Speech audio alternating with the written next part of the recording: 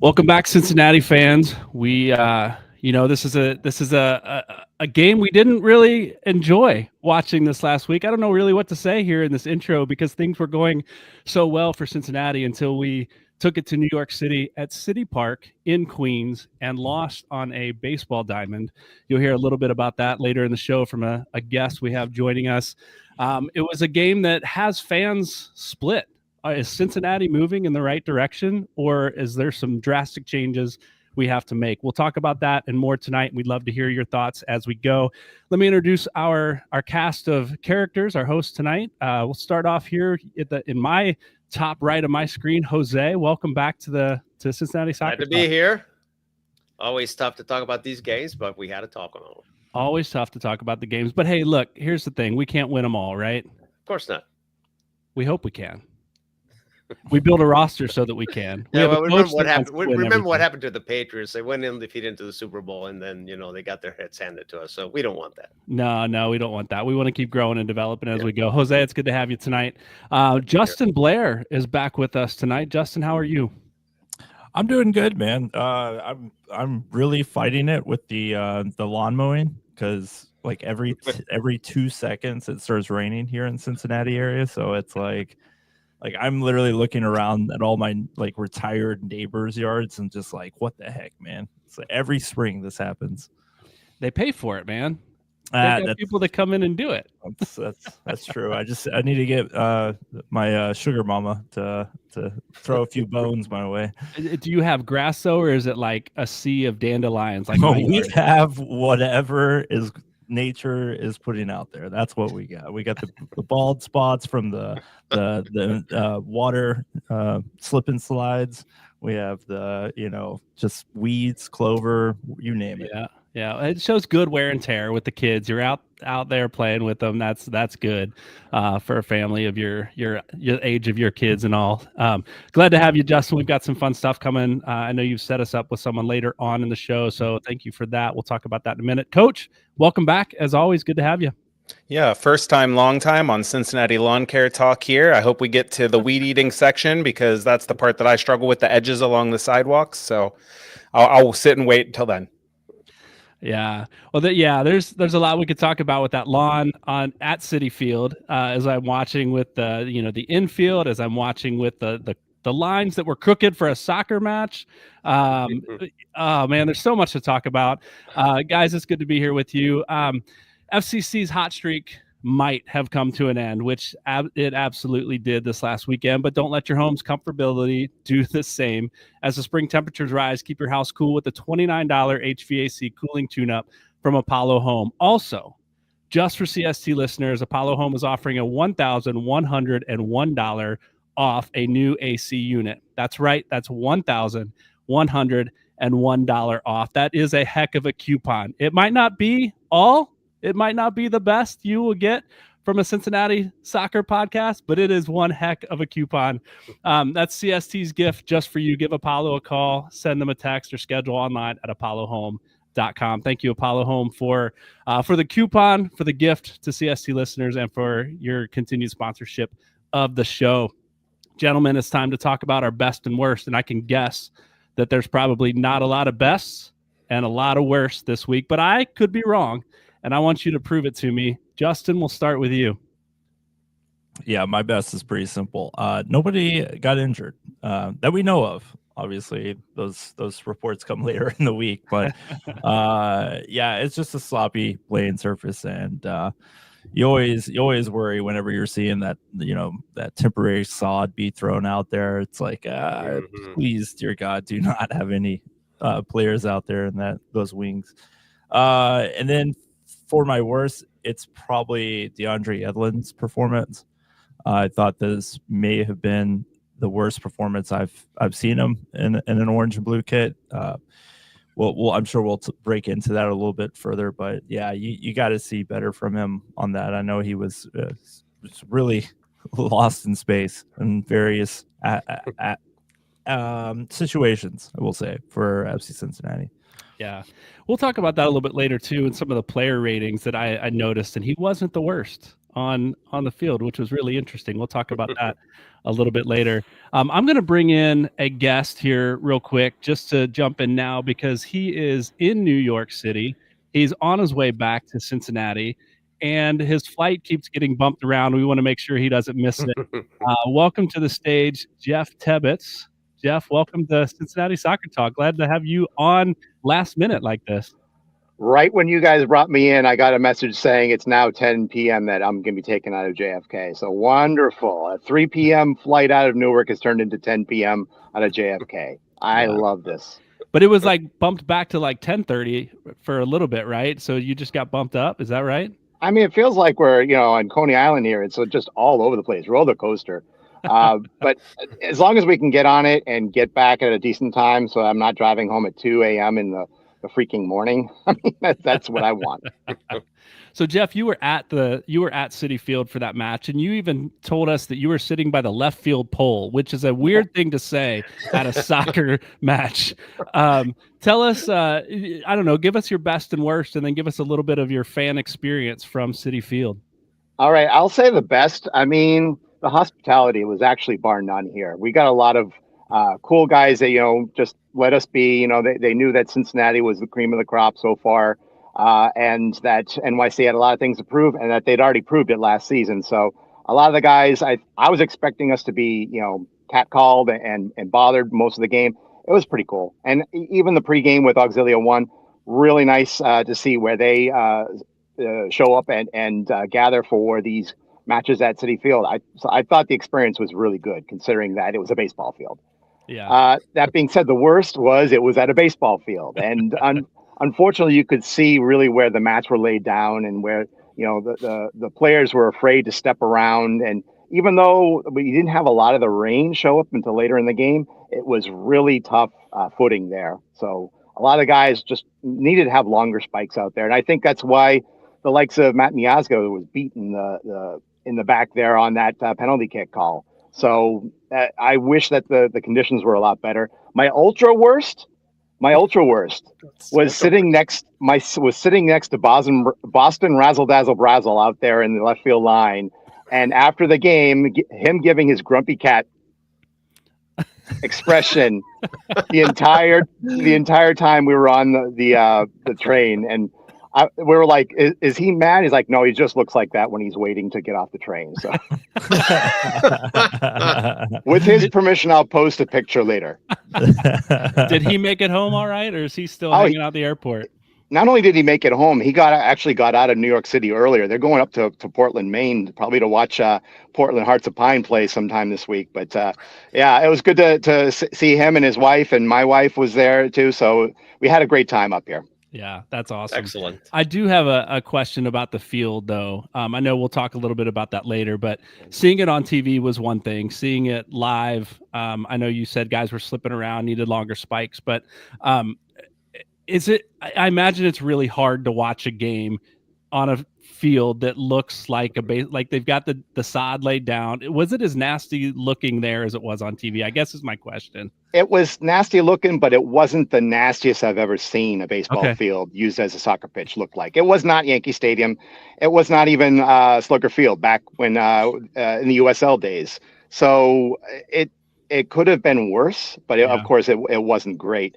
The good news is I got to talk with Andrew Lee, who I was on jersey swap with last week, and he's saying that they're on schedule for their brand new park at Flushing. It's pretty okay, guys. It's now departing at 9:45, so I got to wrap this up. But yeah, all in all, it was a really good experience. Yeah. Well, thanks, Jeff, for joining us. We'll let you run. Appreciate the few minutes that you had to join us. And now they're all here. It's all here. I'm in a pod here. Okay, right. I'll see you guys this week. I'll get to talk with the guys from Moontown Soccer, and we'll have Moon Tower Soccer. We'll have a great time this week. Awesome. Absolutely. Thanks, Jeff. All right, I gotta go, guys. Yeah, we'll see you. Bye.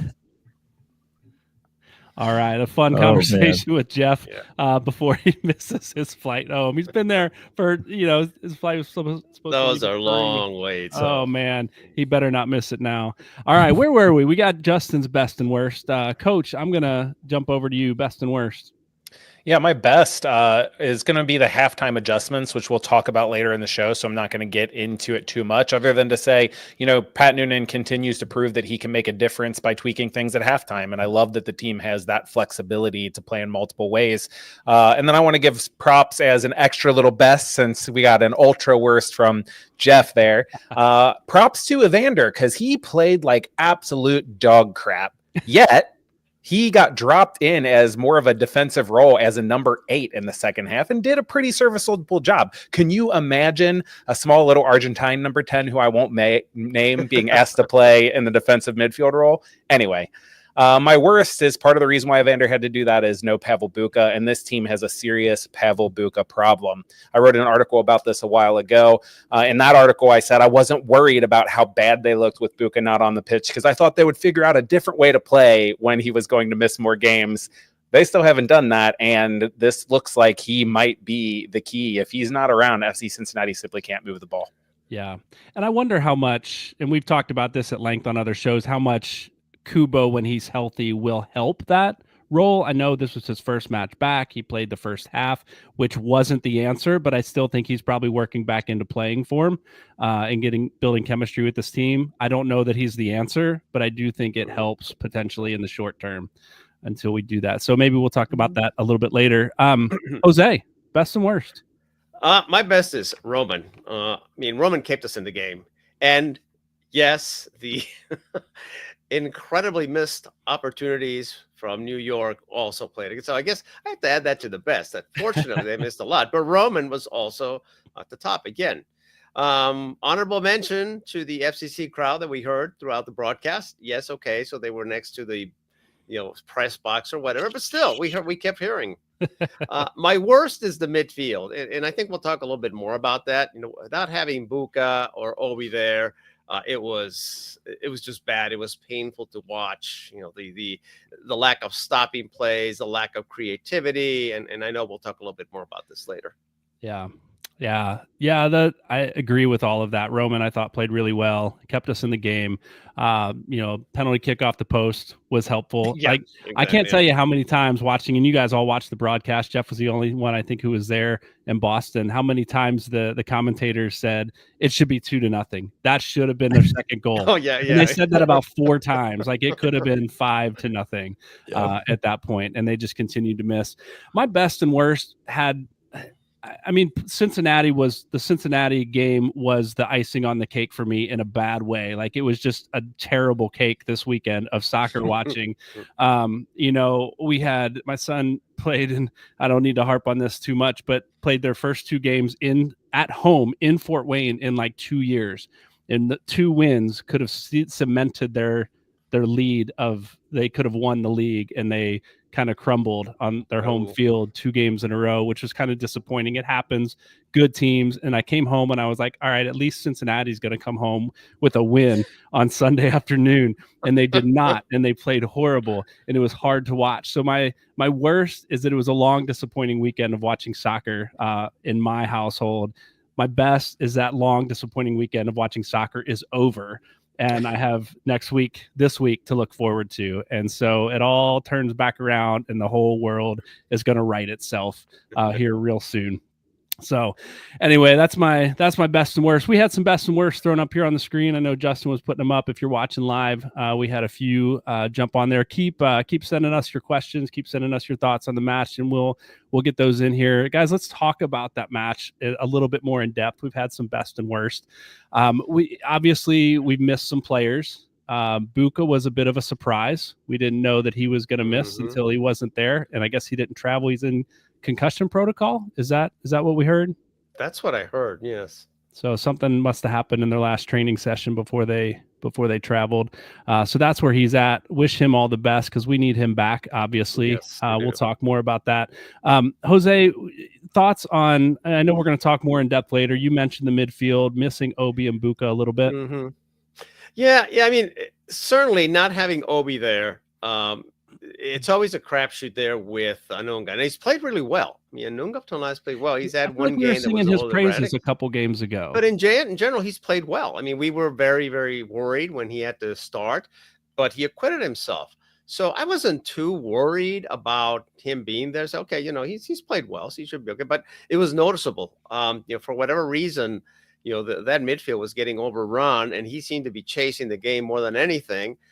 Kubo was ineffective, really, and maybe it's again what was mentioned at the beginning. He's getting back from injury, he's getting back into match fitness. I mean, if you look at Kubo's stats, by the way, I was looking at it earlier today. He completed 100% of his passes, 18 passes, but only one was progressive, and he had 0 progressive carries. So maybe that's why it seemed like he was ineffective. Anunga, which I thought was maybe a bit more erratic, if you look at his stats, it shows that he had 84.4% completion, which, coach, you can correct me if I'm wrong, but I think anybody above 80 is pretty good. He had 58 touches, 3 progressive carries.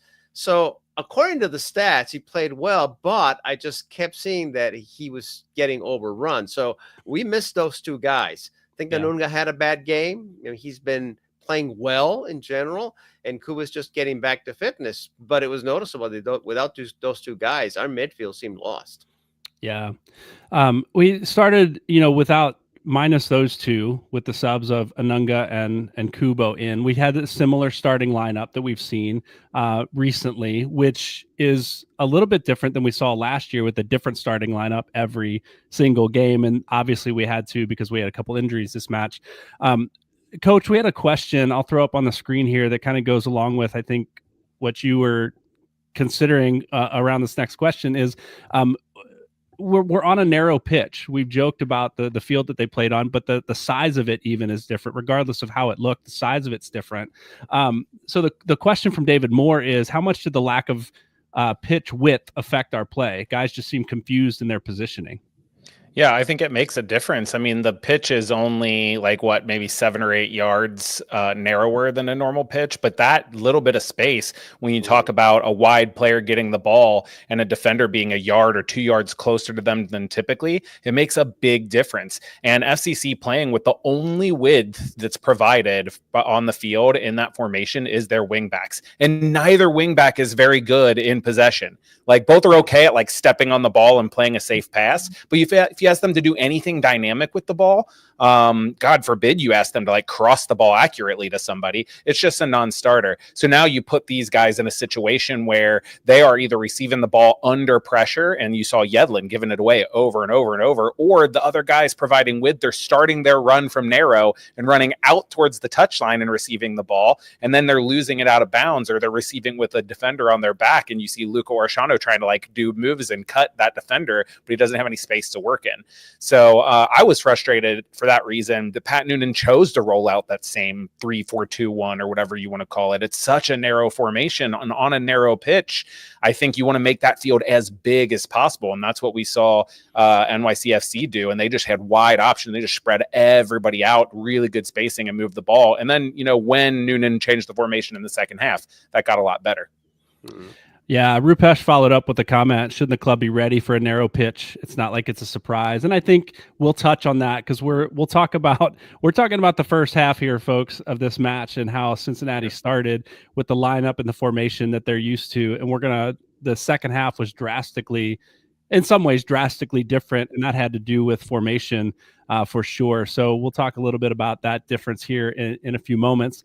Cincinnati goes down. Julian Fernandez with a game winner in the 9th minute. Coach, what did you see on that one? Yeah, I mean, it was all about, and this is a bigger point, that I don't think the back line played that badly. The team gave up 12 shots in the first half. But when I was watching those players, certainly there were a few things. Matt Miazga failed to drop quickly enough a couple times, but by and large, they were getting overrun because of terrible turnovers. And actually, Anunga played a really good forward pass to start that sequence, played it to Orshano, and then Orshano just tries to play a blind square ball to the middle and just turns it over. over while FCC is pushing their lines up. Having a turnover like that when you have safe possession all of a sudden puts you in a bad situation. So that turnover, started. He basically was able to play Morales into the box, and then Morales actually plays a terrible pass, and Miles gets a touch on it. From there, it's a lucky deflection and a really, really good finish. The only other thing I would mention is the amount of ball watching from Lucas Engel on that, because Fernandez was his man. He was the winger who had pinched into the middle, and Engel followed him. It's not like there was anybody out wide to be aware of, but he was watching the ball. So when that ball deflected, he was like, oh, I should go after it. And by then, the ball's already in the back of the net. Yeah. You talk about blind square balls from Orishano. I feel like Lucas Engel made quite a few of those from the left side of the pitch too, that got picked off and was immediately on a counter, and now he's out of position because he made a bad ball across the middle. Justin, what did you see on the left side from Lucas Engel and his play beyond the ball watching that we just talked about? What did you see from Lucas Engel this week? I think Lucas Engel needs to pay the tab on whatever bill he skipped out on in the team meetings, because he is invisible to a lot of players on this team. I know FC Cincinnati, I mean, you go back a few years now, they haven't been a great field switching team. So I think he's getting a lot of that space because of the overload on the right-hand side. But it's like he makes runs when he's on the ball, when he gets the ball. Now, sometimes his touch and stuff like that is very lacking, right? He bounces the ball off of his, he runs too fast before the pass comes to him. It's just those things are coming with timing. But like, I just really want, with the guy who's that open and that consistently open, it got better with Sergio Santos on the pitch. He was able to kind of find him and get him out in space. But man, I just, for me, I think Engel is a better player than what we expect him to be. It's just that he's not getting those reps, and when he's getting those reps, I wonder if sometimes he's kind of pushing the issue a little bit, right? We've seen those overcooked balls, those overcooked crosses, so. And yet he'll surprise you, right? Yeah. There are times he'll rip a shot and it just misses. It's a screamer past the far post. He hit one from about 30 yards out a couple matches ago, just straight on. He happened to be in the middle. The ball bounced out to him, and he blasted the ball to the keeper. But he's got the potential. It's just not consistent. Yeah. And so seeing him hang out there, I wonder if it's – I don't think it's a lack of seeing him. I think it's a lack of trust. How do we get the ball to him? I've got thoughts on Lucas Engel too, really quick, because I noticed something tactically. I believe it's tactical. He might be doing this on his own, but if so, then Noonan needs to be telling him don't. So I'm going to assume it's Noonan. Engel pinches so narrow defensively so often, I think, to try to help with midfield overloads, which means then when he's transitioning to attack, he's starting from an inside position. So when you go back and watch some of those clips where he's wide open, he is wide open, but about 5 or 7 yards too narrow for, I think, what the player feels comfortable in hitting that ball. You have to hit it too close to the defender. They're worrying about it get picked off. They're worried about what's going to happen. And I'm not saying they shouldn't try it anyway. I've talked about how I think this team is so risk averse that it causes problems. But I do think Engel either needs to get wider quicker and then get up the field and risk being a few yards behind the ball, or Noonan needs to do something else defensively where Engel isn't asked to come inside and basically be a defensive center midfielder all the time. Yeah. Just to round out, there's more we could talk about in the first half. I want to get to the second half of play here because things changed with some substitutes and a formation change. But I thought this was interesting, right? New York City FC, we can't not talk about the missed penalty. It was I'm blanking on his name. Martinez, Alonso Martinez, right? Is now 50% on the year. He's 2 for 4 for penalties. It's funny. They said, Celentano did his homework and dove the way that he normally goes. When we've also heard Celentano say, I wake up in the morning and decide which way I'm going to go. Yeah. And then just a bad ball off of the right post there. So I found this interesting, right? We talked about the game that Evander played briefly. It was so bad. On SofaScore, we look at some statistics and some player ratings. Evander, Denki, and Miazga like the three guys that are our go-tos that we like to talk about as the stars of this team, or should be the stars of this team, all with 6.6 ratings on SofaScore. The only player on the entire field with a worse rating was Alonso Martinez. And some of that had to do with the opportunities and the chances he continued to have that he continued to miss. And he's their go-to striker that's supposed to put the ball in the net. So interestingly enough, nobody's strikers played well in this game. And yet New York City looked like they were pounding the Cincinnati goal. Let's move on. Second half, we made some adjustments. Kubo came off, and remind me who Hagelin came off, and then Santos and Dotto came in, shifted formation, pushed more guys up front. Coach, talk a little bit about this formation change and the players that they brought on specifically that maybe changed some of the style of play. Yeah, so trying to be a little bit brief, they put guys in more natural positions. So Luca Orshano was a wing. They played 4 at the back, which meant Jadre Yedlin as a right fullback was not expected to do so much offensively. He was much more of a defensive player, those sorts of things. But the guys who they brought in, one, brought great effort and energy in the press, in the counter press, in the back press, which I'll talk about in Talking Tactics, a little teaser there. But secondly, the team was so much more willing to just play forward more quickly, more direct. And I'm not talking about long balls. I'm talking about just get your head up and look for that forward pass first. Whereas in the second half or in the first half, and so often we see FCC, they default to stepping on the ball, pull it back, swing it around the center backs, look for those openings, which I think is designed to try to get Evander on the ball more often. But in the second half, just going hard and going fast and getting that ball vertically with Dado and with Sergio, I thought just worked really, really well. Yeah. Justin, you had mentioned Evander's change of position, and we'll talk again a little bit more in Talking Tactics potentially about that. But he moved from the 10 to the 8. He dropped in a defensive mid role. Is that something you expected to see from Evander this season, especially this early in the season?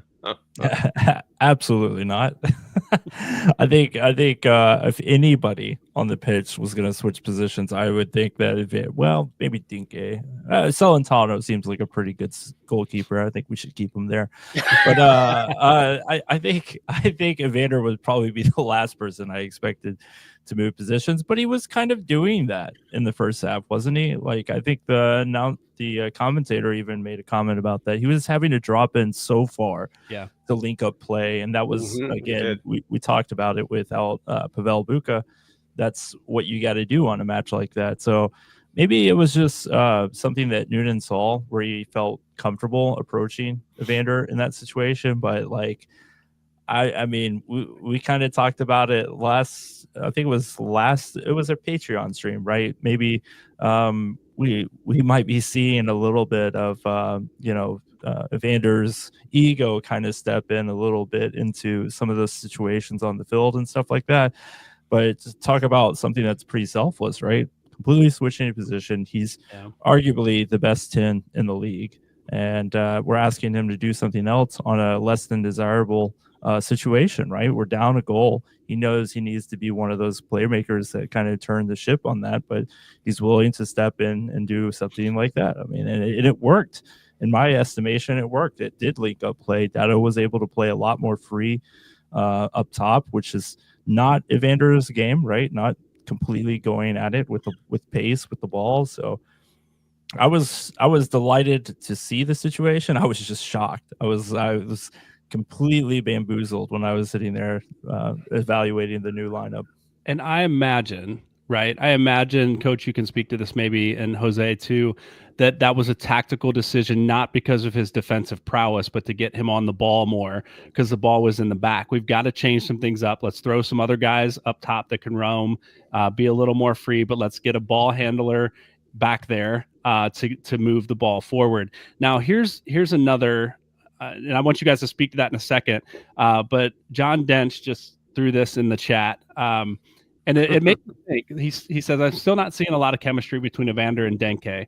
Is there enough of an ego to go around between the two of them? My question would be, was that separation intentional? Like, not that they weren't getting along, but was it like, let's get another, and again, it's not an ego thing, like they can't be next to each other on the field, but was it maybe they're in the same spaces too often? Let's separate them. Let's get somebody in between to run some lines, break some lines. Was it a tactical thing in that sense between those two players, or was it just to get Evander solely on the ball more to distribute the ball in better places?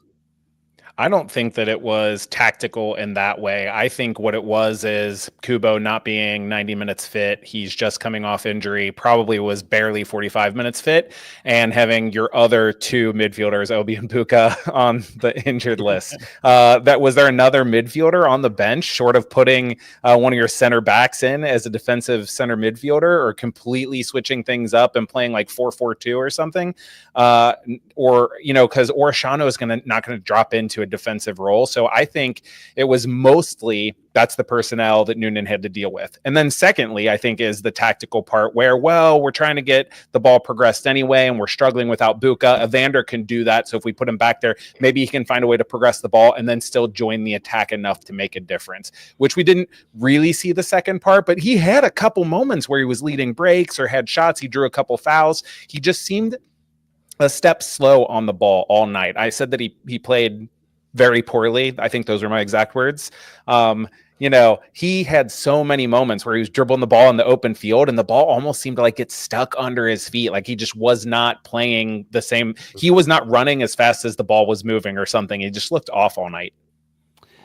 FC Bittlinger says field conditions, the outfield grass is not typically the same as on a soccer pitch. So the ball definitely does play differently in that sense. And so maybe there was some adjustments there that had to be made too. Guys, let's thank our sponsor, Beyond Exercise, and we're going to get into talking tactics here in just a moment. Beyond Exercise is a local physical therapy and fitness business that helps people stay active and injury-free. And in fact, they help some of our local MLS Next, and FCC Academy players with their health and performance needs. Check out their suite of services at gobeyondexercise.com. Thank you, Go Beyond Exercise, and your team for supporting us here at Cincinnati Soccer Talk each and every week. With that, let's shift into talking tactics a little bit. And I want to start this with Jose, and then we'll get into Coach here, because Coach had said, I don't know that the back line played as bad as maybe it looked. And gonna have another rumble here. Yeah, no, the eye test to me seemed like, there were holes in the back line. Balls were squirting through. They had a constant barrage of shots. And I know that happens, but some of that happened from the midfield, and maybe it changed a little bit with the second half. So, Jose, give me your thoughts on the back line, and then we'll shift over to Coach and let him have a say. I was surprised because, in essence, it was the same back line as the previous game, which played really well. So I was surprised to see how the wings seemed to be getting overrun. There were holes in the middle. And I think part of that, was the fact that the midfield wasn't the midfield we expected. So there were turnovers there. They were also getting overrun. And New York was pressing really fast, very aggressively too. So I think if you combine all of that, the midfield that wasn't supposed to be there, the quick pressing and quickness of the New York lines, and the fact that you're still playing in this smaller field, that logic would dictate, okay, if you're in a smaller field, you should be able to cover the holes better. But I think your timing goes off then. And now you've got wing backs that are getting overrun because of turnovers, or maybe because they weren't fast enough. And just the whole thing seemed to be falling apart. And there were shots after shot after shot. And I kept thinking the second one's going to come any moment now. I mean, it's got to come. And again, as I said at the beginning, thankfully, one of my best was the missed opportunities from New York. The penalty was one, but there were several other ones where their guys were not covered.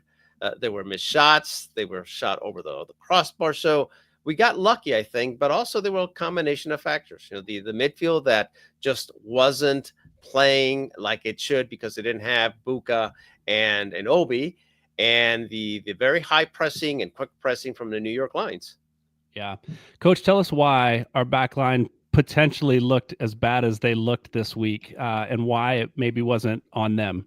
Yeah, so first and foremost, Jose mentioned it, and I just want to agree with him there that turnovers were a huge part of this, and I think that's the biggest part. But something else Pat Noonan said in his post-game presser, he said, our pressing wasn't good enough for the first half, and it caused us to have to defend in unnecessary ways, closer to goal. So I wanted to talk about pressing in terms of what this back line books, because most people, when they think of pressing, they think of it as like that energy drink, play with your hair on fire, run to try to win the ball up high up the pitch. And that is pressing. Did you say New York Red Bulls? Yeah, exactly.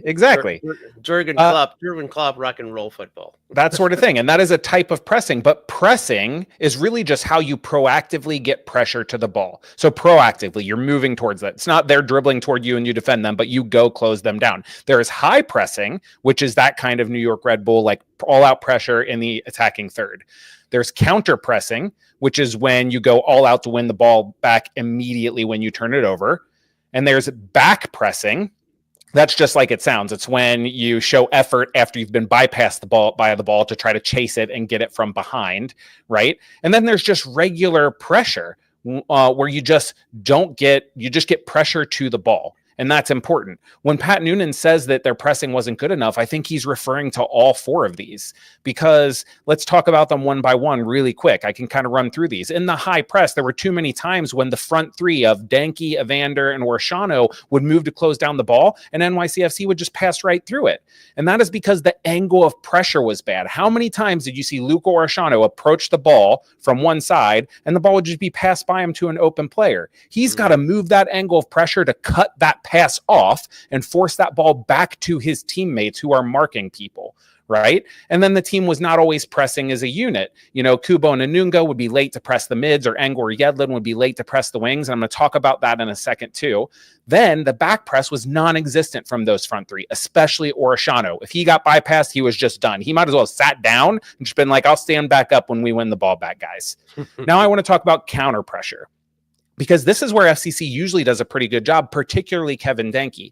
In this match, those front players kept trying to counter press, and NYC was able to just beat them with a simple dribble. And you just can't let that happen. In the 17th minute, there's a long ball into the corner, and Evander chases it down, and he's got the defender basically pinned in the corner. But he just buys on a little shoulder feint, and the defender just moves and pivots up the line. Then he passes to the wide player there, and Kevin Denke runs to close it down, and the guy just touches it to his inside. And Kevin Denke just goes running by the ball. And then they're out and running. They're past that initial line of defense. But now I want to talk about the general pressure to the ball, because this all match was too slow, and they did not get tight enough. And if you cannot get pressure to the ball in the middle third, and so not high press, just get pressure to the ball, then those players have time to look up, watch those runners, those forwards make good, hard diagonal runs, time it right, and put the ball into the channel. And this is where our back line looks slow and old and off the pace, right? Because it's like the PK that was earned, where it looks like Matt Miazga gets cooked. Well, first of all, Evander makes a bad turnover trying to play Angle in. And so Angle is up the pitch because he was the back post runner. But then the ball gets moved out, and Kubo moves to press the ball. But he doesn't get close at all. He might as well not even be there, because the guy on the ball doesn't have to worry about him. He kind of cheats off because he's thinking the ball's going to get played wide. That attacker looks up. Nick Haglin has to pinch with the striker checking forward. So basically, they're just like, oh, Alonso Martinez versus Matt Miazga. I don't care if Matt Miazga never got hurt. That is not a fair race, right? And you can look up and hit that ball into the channel because you have all day to do it. And then the same thing when that call where Martinez got in and then hit the post, Roman came out, remember, and he hit the post. They called him offside. Yeah. It was the same thing. The New York City player had so much time to just look up and like count and wait for the run and play a perfect ball in. So that pressure in the midfield was slow. So now just really quickly, I want to talk about the second half or decision-making in the first half, and then I'll move on and let you guys kind of chime in, because I know I'm taking up a lot of time here, but this is talking tactics. This is my wheelhouse. This is what I want to do, right? So, so NYC was playing a 3-2-2-3. So they had 2 defensive center mids and 2 attacking mids. It's like that Brazilian box is what we call it, right? A striker and 2 wings. That meant that with FCC in their 3-4-2-1, they constantly had to make decisions of how and when to press. So Kubo and Unungo had to decide, do we go to the defensive center mids or do we drop on the attacking mids? But it's not just their fault, because the back line has to sort out. Do the wing backs stay on the NYC wingers, or do they press on the wide center backs? Do the center backs help in the midfield, or do they have to cover those wingers? And it was constant decision making. Pat Noonan changed formations at halftime and clarified those roles. The pressure actually wasn't better, but just the clarified roles made it look so much better. Sure. And that's why I think that the back line, I'm not saying they had a stellar game. You give up 15 shots. It's not a good game. 12 shots in the first half. But if you notice what I just said, 15 shots total, 12 in the first half, right? It really was an issue of that formation and the way they were trying to press out of it, I think. Yeah. As I watch the Cincinnati match, as I watch youth soccer matches, it's interesting the difference I see, right? Like when Cincinnati presses, typically it looks good. When teams do it right, it looks good. And when you see teams who are learning to do it, the striker presses and no one else pushes forward. And now you have this big hole in the midfield, and there's two defensive mids from the opposing team that have all day to move the ball and progress it. And unfortunately, when we see a game like this, when Cincinnati's not pressing together, it looks a bit like that. It looks a bit disjointed. And you're like, why are these guys always open? We've got the same number of people on the field, but it's because one is pushing high or one's pressing and the others are not necessarily in sync and following. And it's a little bit difficult to watch. And you see the results of it with 12 shots in the first half on, not necessarily on target, but yeah. Coach, thanks for your thoughts. Justin, Jose, any pushback or questions for Coach on the No. I mean, No. I was watching real quick. I was watching a Barcelona game the other day, and these guys press really high up. They suffocate the teams up front, but they leave a lot of open space in the back. So they are very vulnerable for the quick counter. However, I'm thinking, if we could just do a little bit more pressing, like Coach just described. We got to learn how to do it together, right? Oh my God, yes. That's the key. Guys, we are going to jump ahead in our show. We've got a guest waiting backstage. Justin, I'm going to pass it to you for this next segment about soccer in our area, and then we'll come back to some other games Cincinnati has coming up here in May. So, Justin, take it away. I'll bring Chris in here. Yeah, so we're delighted to have Chris Bean of Cincinnati Street Soccer. So it is a organization that hosts soccer matches in the city, indoor soccer space. I have been following them on Facebook for quite some time, and man, I'd love to go out and experience that. So, Chris, we're delighted to have you. Tell us a little bit about Cincinnati Street Soccer. I think your microphone. Oh, there you go. There you Yeah, go. can you hear? Okay, cool. Can you hear me? Absolutely. Awesome. Yeah, thanks a lot for having me on today. So Cincinnati Street Soccer was originally formed in 2022 by three guys, Casey Grady, Donaldo, and Brennan Grayson. Casey actually started another branch of street soccer in Northern Kentucky. So that's been going on since 2017. But then, fast forward to 2022, we got this going. Basically, it started down at Ziegler Park, down in OTR.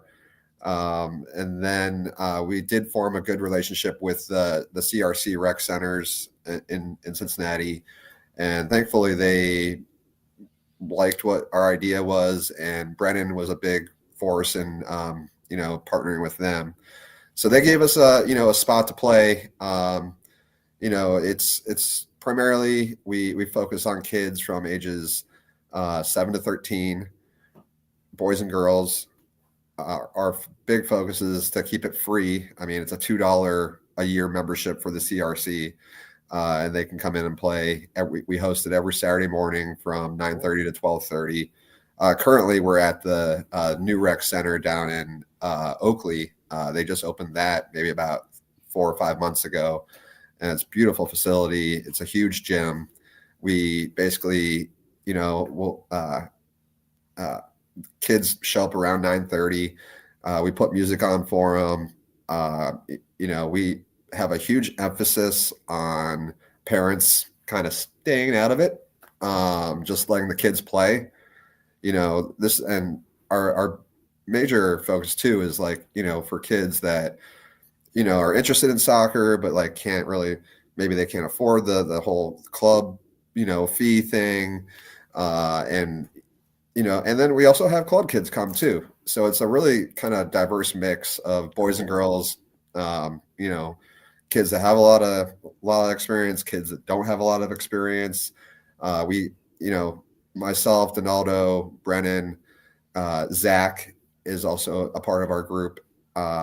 We basically just split the teams up. We try and, split them up into somewhat of a fair teams, have some older kids with some of the younger kids, and they just play.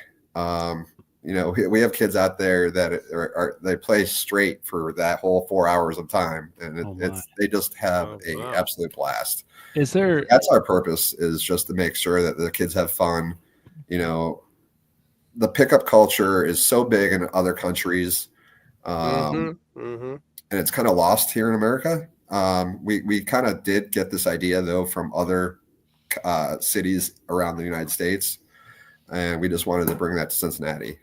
Yeah. So there's not a whole lot of training necessarily involved. The center's just open, split up teams, and they go at it. They just play. Exactly. Yeah. We've kind of kicked around the idea of doing like a little training session beforehand or afterhand, or which we still might do. But yeah, our focus is just, if we give the kids a place to play, and give them the freedom to make mistakes, to, try things that they might get in trouble for trying at a club practice or something.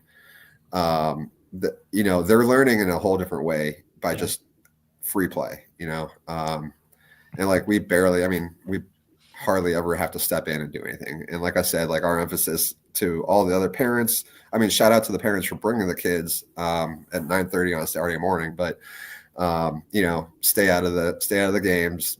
Don't be sideline coaching your kid.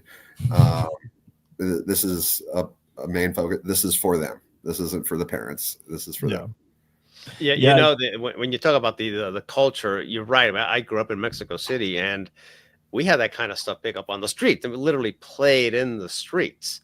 Yeah. Now we did keep score because there was always the brag. Oh yeah. We from the 21st Street, we beat those guys from the 3rd Avenue. But it was on the streets, and we just kind of improvised the teams, and we had fun. But we did keep score. Yeah, my wife Grace. Shout out to her. She's from Nigeria, and she moved here when she was 13. And she says the same thing. It's like you would just find kids playing in the street. That's it. And that's probably why a lot of other cultures are so great at what they do. With dribbling and controlling the ball, because they don't have these pristine turf fields, and they have to improvise. And that's the truth of it too, right? Like, we've got a couple Brazilian friends actually that are here in the States right now. And they talk about, they watch my son play club soccer, and they're like, we didn't play club soccer. Like, we played in the streets, we played at the parks, and the club coaches would come out and watch. And if you were good enough, you got invited to play at a club. And so it's hard for us to fathom this idea of, we just played because we love it, and we learned the game, and we got better, and someone spotted us and invited us on. We pay to play, like we shell out money, hundreds of dollars, right, to play. And I'm for that, right? Like my kid has done that, and he's benefited from that. But to have a place where kids can grow up and just play because they love it, and they're not being pushed, they're not being driven, and it's not, you're not throwing thousands of dollars at it and saying, you better love this, right? they just do it for the love of the sport, and I really do appreciate that. Yeah. Chris, I have a question for you. So, we all remember playing like pickup football, pickup basketball. We all imitated, the Michael Jordans or the Brett Favres or whatever. Who is the most popular person that the kids emulate out there on the pitch? There's a lot of the CR7, a lot of the Cristiano Ronaldo celebrations. That's probably the celebration that's done the most. I would say CR7. Yeah, that one's easy though. Right. Yeah. I'd like to imitate Gattuso out there in a street soccer match and see how that goes. Just go after ankles all match long. Hey, we have the Northern Kentucky street soccer group, they have adult pickup as well. It's not just kids. That's on Saturday Oh mornings. gosh, I have 2 left feet and about 70 pounds Hey, but overweight. Cliff has a league for you, Justin. Cliff Yes. has a league just for you. Yeah, I think It we really can. I is. think It really we is. can There- play no, you won't get goalkeeper. turned away. I promise. You might, get nutmegged or something, but that's the price you pay for coming out. Can I play goalkeeper sitting in a chair? At that Scott Sterling did it. Scott Sterling did it. You all know that? No, you don't know that reference. I Never mind. don't. I Look him apologize. up. Scott Sterling penalty shootout. Look it up. It's Okay. you'll love it. Oh yeah, I think I know what you're talking about. The guy that gets hit in the Everybody has face to check every it out. time. Yeah. Everybody go check that out when you get a chance. Yeah. Chris, I'm up in Fort Wayne, Indiana, jumping in on Cincinnati Soccer Talk here. But we have a guy, maybe you know the name, DeMarcus Beasley, up here in Fort Wayne. He's built some futsal courts in a part of town that is the same purpose. I don't know that there's a lot of organization in it, but he's built some futsal courts so kids from the neighborhood have a place to come in, knock a ball around and play. And I love the concept of that. Would love to see, this city do it more, Cincinnati do it more, and cities around the country provide spaces like that for kids to just come out and play. Really appreciate what you do. FC Bittlinger, I don't know if you saw the comment I put up there. It says kudos for bringing soccer back to what it was before it became big business and money controlled. So kudos to you for that. And we do have another comment here I wanted to throw up. Rupesh is asking if you are looking for or need volunteers in any sort of way. Can you speak to that at all? Yeah, absolutely. Rupesh, thanks for asking. It's all, anybody that wants to help and volunteer, we're all about that. It's a community organization. None of us are paid. We all just love the game. We want to give back to it in some form or another. We have, I didn't mention this already, but Jose Castro, he started a Middletown street soccer organization up there.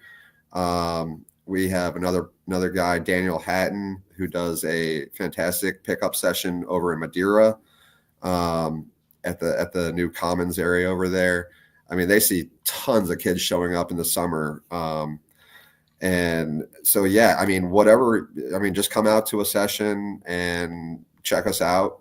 And if whatever ideas you have, we're all about a collective effort and just trying to give the kids a platform to learn the game, have fun with the game. Awesome. I was just going to ask, Justin, do you have any other questions? Because I was just going to ask, where can people find you if they are looking? How can they reach out to you? Email, social media? How can they get in touch with you if they want to be part of it? So we're on Facebook and Instagram. Our website, CincinnatiStreetSoccer.com. Any three of those methods, if you can try and log on and shoot us a message, we'll get back to you pretty quickly.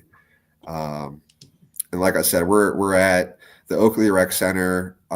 Actually, we will be moving outside to the Hartwell CRC starting this next Saturday. That's where we play in the summer. Actually, it's a FC mini pitch, but it's a futsal court, because we have partnered with FC a little bit. Shout out to Corbin Bone, the legend. He's a great guy. He made the effort into wanting to get involved with us, and he showed up with Gary the Lion, Omar Cummings, Haley Racer, Cool. to one of our sessions. It was over the course of the winter, and that was obviously a really popular day. There was probably 60 kids that showed up to that one. Normally we have about, anywhere from 20 to 30, 35 kids show up every Saturday. But sorry, I kind of lost track of the question originally, but Yeah, just how can people get in touch with you? So it's Cincinnati Street Soccer on Facebook, CincinnatiStreetSoccer.com, or is it? Yeah, .com. Okay, CincinnatiStreetSoccer.com. Good way to get a hold of these guys. Justin, pass it to you. Yeah, thank you so much, Chris. I really appreciate you coming on. Thank you so much for everyone at Cincinnati Street Soccer for all you do. that this really is what this is all about, right? That's what Cincinnati Soccer Talk was originally founded on, right? Just building up that culture of soccer in Cincinnati. There are a lot of people that are very passionate about it, and it was a pleasure being able to share one story of this great fabric of culture we have. Mm-hmm. Yeah, thank you all. Thank Appreciate you letting me come on and cool story. tell everybody about it. And Cool effort. the more the merrier. I'm telling you, like, kids have a blast. Bring your kid, even if he's a beginner. He'll have fun. Even the most skilled kids there, they look out for the newcomers. It's a very, very good community. Yeah. Chris, thanks for joining us, man. It was good to have you. Hopefully Thank you. more Nice parents meeting you. and kids hear about you and volunteers get out there and you continue to grow the sport in Cincinnati. Thanks for what you do. Hey, You and your little friend there. hey there. Marshall. Yeah. Hey, Marshall. Hey, Have a good night, guys. All right. Thank you, guys. Yeah, thank you. Cheers. All right. That was a fun conversation. It is good to hear, we talk about developing young players and just to hear what is out there, not just at the club level, but at all levels for kids of all ages, beginners and on up. So Justin, thanks for reaching out to Chris and bringing him on the show tonight.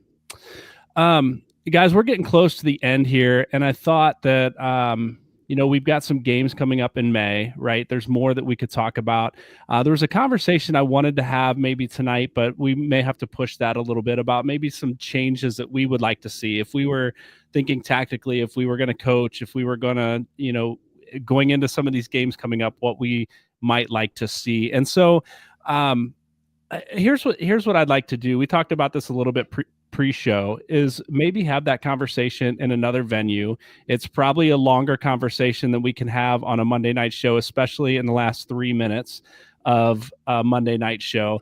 But to have an opportunity, maybe on Patreon, maybe on Facebook here or YouTube, we'll find a spot, we'll find a time, we'll find a location to have a conversation about the evolution of the tactics of FC Cincinnati with new players, with new formations, and things that are working and not working. So if you guys are down for it, Coach, I know you would be great to have part of that conversation. Jose, you even initiated that question. So we'll have that. Look for that on our social media. You can find us on Cincinnati Soccer Talk on Facebook, on Twitter, on Blue Sky, on YouTube. We'll get everything out there for you, and you can find out how you can be part of that conversation. So let's move into our final thoughts, guys. You can use final thoughts that maybe you had written down as you think about this, but if there's something about a game coming up in May that you really wanted to touch on, I will, not that I have all the authority, but I will let you say whatever you want to say, because I'm so generous on this podcast for your final thought. So, Jose, Coach, actually, you've been quite silent for a little bit. I want to hear your voice again, and I'll pass to you to kick us off for our final thoughts. Yeah, so we keep having this conversation about the big three, and in that big three, obviously it's Evander and Kevin Denke, but the third guy most people are referring to is Luca Orishano. I don't think this team can be successful without a third option in attack. Evander and Kevin Denke, even when they're disconnected, they've been performing enough to score goals, to be factors. The guy in that who has not is Luca Orishano. In this match, he was dispossessed 8 times. That means he had the ball and somebody took it off his foot 8 times. And he completed 3 of his 4 dribbles. So it's not even like he's trying to make something happen and losing the ball. He's just losing it. He had 2 missed touches. He completed a team low in terms of starters, 70% of his passes. We talked about how his turnover led to the goal. He almost did that again in the 67th minute, trying to play another blind square ball in the middle third of the field. And now listen, it's not all on Orishano. He's young. Pat Noonan has to get him in situations where he isn't trying to force things. I think that means playing him as a winger, which means you're playing either 3-4-3, or I would prefer playing like a 4-2-3-1 sort of situation. Get him out wide, get him isolated. He talked openly if you don't follow Laurel Failer, if you subscribe to her Patreon, she had an article where she interviewed him, and he talked about struggling playing with his back to goal. So get him out of that situation at least for a while. If he doesn't get better, Luca Orishano, then this is going to be a long year of tight wins and lackluster offensive performances for FC Cincinnati. So I don't see a way forward asking him to continue to drop in this hybrid 10 role where he has to make so many decisions off the ball about where to take up space. Simplify it for him, Pat. Yeah. I'll jump in with my final thought because I want to tag on to that one. Is I just wonder, Luca Orishano is a guy that maybe outperformed what we expected of him last year, right? We lost Barreal. We have this other young Argentinian left footer coming in. We didn't have high hopes. I mean, we had hopes, right? But who's going to replace Alvaro Barreal? And then Luca Orishano comes out of the gate with the skill, the talent, the 70-yard goals, that like he was something that none of us expected last year. And I just wonder if this is more of what we expected. Call it a sophomore slump, but if he was having this kind of year last year, we probably wouldn't be questioning it. He stepped up to a level that we did not anticipate nor expect last season. And so he set the bar high. But maybe it was because of another Argentinian that was playing with him. We talked about the style of play and the chemistry that those two had together. And so I just wonder if this is who Luca Orishano is, and we saw something special last year, or if he's just in a slump digging his way out of it right now. So that's yet to be determined, but that was going to be my final thought. Coach, thanks for the lead in there. Justin, I'm going to let Jose close out our final thoughts. I'm going to pass it to you now next. Yeah, I was going to say, I think that Orishano definitely misses Yumil Assad. Going back to the Growler Cup. Don't we? Yeah, I do. The Growler Cup, drum roll, guys. We have the first round just ended, and it looks like we have our top 5 standings. So if those are, for those of you that are unfamiliar with what the Growler Cup is, it is a Patreon-led pick'em for FC Cincinnati games. So if you think you got the crystal ball and you want to put a little bit of skin in the game, come join the fun over at the Patreon page. But for the first round, it looks like Rob Pierce, formerly of Cincinnati Soccer Talk, took it to us. It looks like Bob Ryan came in second place. Some idiot came in third place, but we won't talk about that. I think I heard that he picks teams based on their jersey color. That's it. That player guy. The guy's weird. And then Cliff Adams came in fourth, and Mark Goodsey had fifth place. So round 2. So the top 2 positions there, Rob and Bob, will be able to qualify for the finals, which is a large prize that we have at the end of the year. It's really all about good fun, but round 2 resets, and we'll be back at it for another 11 matches for round 2, starting with the Austin game. So head over to the Patreon page. I think it's just a $5 contribution a month. That's the price of a beer. Half a price of a beer at TQL. You can help support Cincinnati Soccer Talk. None of the prizes come out of the pot, so it just comes out of us fine folks' wallets. So if you want to at least get at me and make my wife upset, just go ahead and win it and get a custom jersey or something. Awesome. Yeah, we'd love to have more participation over there in the Growler Cup, and appreciate your support on Patreon too. So Justin, thanks for that final thought. Jose, close us out. I think, building on this round 2, we have an opportunity here to get back on track. I mean, we're receiving Austin. They have a -6 goal differential. Even though we're not scoring a lot, we have an opportunity here to take away 3 points, get that confidence back. We have a tough May. A lot of games in May, and building up to, that game up north, where we're going to have a much more cohesive team if we're going to get any kind of positive result, because they're going to be salivating to thump us. We beat them there last year. They want to beat us this year. We're kind of, yes, we're playing well, we're not playing well. So I think this Saturday is an opportunity for the team to get back on track, to start rebuilding that confidence. And hopefully by the time we go up north, we have a more cohesive unit, and we have Obi and Buka in the midfield. and get a good result up there. So critical month, I think, in May, just kind of get that confidence back, get that cohesiveness, maybe change some of the tactics that especially coach has talked about to get more leverage out of the big three. Yeah. You talk about the May schedule coming up with we've got Brandon Vazquez and Austin FC coming to town this Saturday. It's going to be it's going to be fun to watch. That match, we've got Toronto, Columbus, Atlanta, Dallas, and I believe DC still in May. That's a lot of games. We talk about fatigue early on in the season. We'll see how it goes now that we're halfway through the season and having what looks to be a third of the season in 1 month here in the month of May. So lots to look forward to. The bad weekend of soccer, I'm telling you, is behind me. We're looking forward to what's next for FC Cincinnati and all our favorite teams. Thanks for joining us this week on Cincinnati Soccer Talk. We look forward to talking to you more again next week.